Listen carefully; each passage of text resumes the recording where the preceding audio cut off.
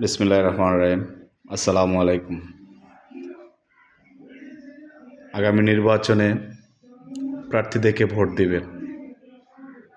সকলের প্রতি অনুরোধ, কোনো চাঁদাবাজ, সন্ত্রাসের গডফাদার, চাঁদাবাজের গডফাদার, যারা চাঁদাবাজকে উৎসাহিত করে, জনগণের সামনে মুখে এক, পিছনে ব্যাকগ্রাউন্ডে আরেক চরিত্র, তাদেরকে বর্জন করে ভালো মানুষকে ভোট দিবেন।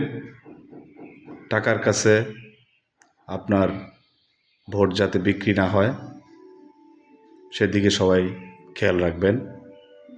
এটাই আমাদের সকলের হওয়া উচিত।